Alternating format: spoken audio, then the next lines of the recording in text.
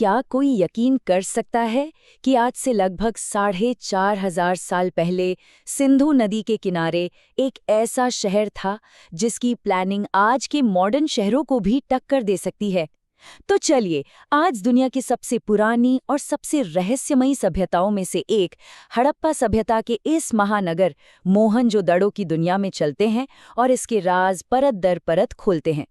तो हमारी कहानी की शुरुआत होती है इस तस्वीर से। ये है मोहनजोदड़ो का मशहूर विशाल स्नानागार या द ग्रेट बाथ। देखिए, ये सिर्फ कोई मामूली स्विमिंग पूल नहीं था। इसे पक्की ईंटों से बनाया गया था और इसे लीक प्रूफ बनाने के लिए जिप्सम और तारकोल तक का इस्तेमाल हुआ था। ये उस जमाने की वाटरप्रूफिंग टेक्नोलॉजी और इंजीनियरिंग का एक शानदार नमूना है। और यकीन मानिए, ये तो इस शहर के अनगिनत अजूबों में से सिर्फ पहला है। तो सवाल यही उठता है, क्या सच में 4,500 साल पहले बिना किसी कंप्यूटर या मॉडर्न टेक्नोलॉजी के एक ऐसा शहर बनाना मुमकिन था जो आज के शहरों से भी बेहतर हो? चलिए इसी सवाल का जवाब ढूंढते हैं। तो सबसे पहले बात करते हैं इसकी प्राचीन शहरी रूपरेखा की। देखते हैं कि ये शहर बस यूं ही नहीं बस गया था। इसके पीछे एक पूरा सोचा समझा प्लान था, एक ब्लूप्रिंट। यही तो सबसे कमाल की बात है।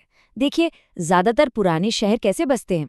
एक छोटा सा गांव होता है और वो धीरे धीरे बिना किसी प्लानिंग के बेतरतीब तरीके से फैलता जाता है। लेकिन मोहनजोदाड़ो वो बिल्कुल अलग था। ऐसा लगता है मानो किसी ने पहले कागज पर इसका पूरा नक्शा तैयार किया और फिर कहा, चलो अब इसे बनाते हैं। बिल्कुल वैसे का वैसा। तो भाई, इस बात का सबूत क्या है? सबूत है शहर की बनावट में। सड़कें एकदम सीधी, एक ग्रिड पैटर्न में बिछी थीं, एक दूसरे को बिल्कुल 90 डिग्री के एंगल पे काटती थीं, जैसे किसी चेस बोर्ड पे होता है। और कमाल की बात यह है कि हर घर एक ढकी हुई नाली से जुड़ा था। सोचिए, एक अंडरग्राउंड ड्रेनेज सिस्टम जो आज भी हमें हैरान कर देता है। और सबसे बढ़कर, हर चीज में एक जैसा स्टैंडर्ड था। ये किसी सेंट्रल प्लानिंग के बिना हो ही नहीं सकता। चलिए अब थोड़ा और गहराई में चलते हैं और उन चीजों को समझते हैं जिनसे ये शानदार शहर बना था। और इसकी कहानी शुरू होती है एक बहुत ही मामूली सी लेकिन सबसे अहम चीज से, एक ईंट से। इस पूरे शहर की हर इमारत, हर दीवार, हर नाली, इन सब में एक राज छिपा है। एक ऐसा सीक्रेट जिसने पूरे शहर को एक जैसा बनाया और मजबूती दी। आखिर वो राज था क्या? जवाब है इन 3 नंबरों में 4:2:1। ये सिर्फ नंबर नहीं है, ये हड़प्पा इंजीनियरिंग की वो जादू की छड़ी है जिसने इस पूरे शहर को खड़ा किया। इसका मतलब ये था कि हड़प्पा में बनने वाली हर ईंट इसी अनुपात में होती थी। लंबाई ऊंचाई से 4 गुना और चौड़ाई ऊंचाई से 2 गुनी। अब इसका मतलब क्या हुआ? इसका सीधा मतलब है जबरदस्त क्वालिटी कंट्रोल। सोचिए, एक सेंट्रल अथॉरिटी थी जो ये तय करती थी कि चाहे शहर यहाँ बने या सैकड़ों किलोमीटर दूर गुजरात में, ईंट का साइज यही होगा। ये उस जमाने के हिसाब से सच में यकीन करना मुश्किल है। जब आर्कियोलॉजिस्ट अर्नेस्ट मिके ने मोहनजोदड़ो का ड्रेनेज सिस्टम देखा तो वो हैरान रह गए। उन्होंने कहा था, ये आज तक खोजी गई सबसे परफेक्ट एंशिएंट सिस्टम है। सोचकर देखिए, हर घर का गंदा पानी नालियों के जरिए शहर से बाहर, और नालियां भी ढकी हुई जिन्हें सफाई के लिए खोला जा सकता था। ये सोच उस वक्त की किसी भी दूसरी सिविलाइजेशन से मीलों नहीं, हजारों साल आगे थी। अब बात करते हैं शहर के लेआउट की। देखिए, मोहनजोदड़ो मोटे तौर पर 2 हिस्सों में बटा हुआ था और ये दोनों हिस्से एक दूसरे से काफी अलग थे, मकसद में भी और बनावट में भी। चलिए इसे समझते हैं। तो एक था दुर्ग या सिटाडेल और दूसरा था निचला शहर यानी लोअर टाउन।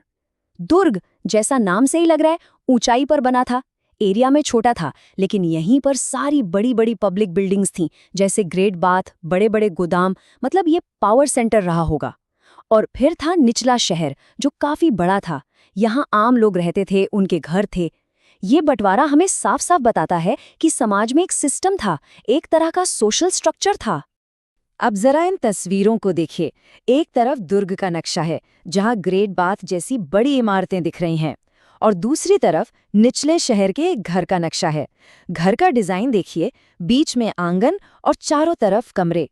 कमाल की बात यह है कि घरों की बाहरी दीवारों में कोई खिड़की नहीं होती थी। प्राइवेसी को कितनी अहमियत दी गई थी। तो एक तरफ था पब्लिक लाइफ और दूसरी तरफ लोगों की अपनी निजी दुनिया। 700, जी हाँ, लगभग 700 कुएं। मोहनजोदड़ो में करीब 700 कुएं मिले हैं। ये नंबर सुनकर ही हैरानी होती है। इसका मतलब है औसतन हर 3 घर पर एक कुआं। मतलब शहर के प्लानर्स ने सिर्फ गंदा पानी बाहर निकालने का ही नहीं, बल्कि हर किसी तक साफ पानी पहुंचाने का भी पूरा इंतजाम किया था। तो शहर की बनावट तो कमाल की थी, लेकिन इतना बड़ा शहर चलता कैसे था? अब बात करते हैं उन सिस्टम्स की जो इस शहर की जान थे, यानी यहाँ की इकोनॉमी और लॉजिस्टिक्स की।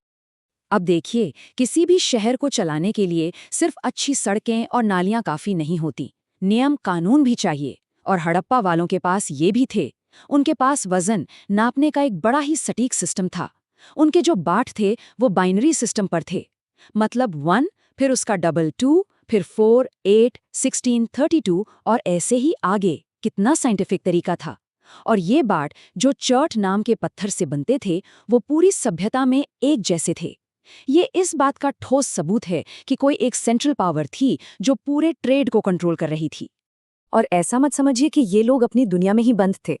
अरे नहीं, ये तो पूरी दुनिया से जुड़े हुए थे। ये नक्शा दिखाता है कि उनका ट्रेड नेटवर्क कितना विशाल था।